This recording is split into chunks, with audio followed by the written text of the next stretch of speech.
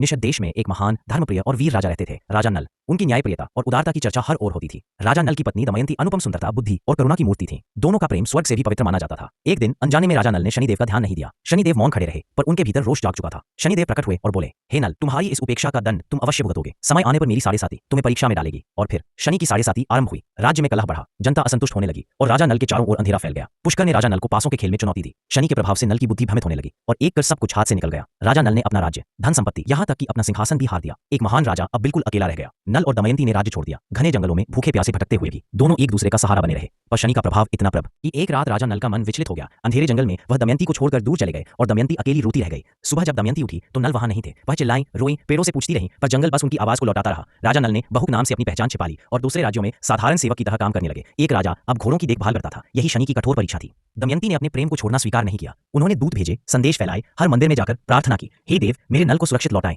कई वर्षों बाद एक दिन नल शांत बैठकर ध्यान कर रहे थे। उनका हृदय पूरी तरह विनम्र हो चुका था। तभी शनिदेव दिव्य प्रकाश के साथ प्रकट हुए। शनिदेव बोले, राजा नल, तुमने परीक्षा सह ली है, अब मेरा प्रभाव समाप्त होता है। तुम्हारे जीवन में फिर उजाला लौटेगा। नल के चेहरे पर वर्षों बाद शांति की रोशनी छलक उठी। भगवान की कृपा से नल और दमयंती फिर मिले। एक दूसरे को देखते ही दोनों की आंखों से आंसू बह निकले। लंबे समय का दुख उसी क्षण मिट गया। उन्होंने भाई पुष्कर को पराजित किया और अपना राज्य वापस पा लिया। निषद राज्य फिर से समृद्ध हो गया। राजा नल और रानी दमयंती ने न्याय और धर्म से राज किया। शनिदेव ने भी उन्हें अपना आशीर्वाद दिया और उनकी कहानी बन गई धैर्य, प्रेम और विश्वास का प्रतीक।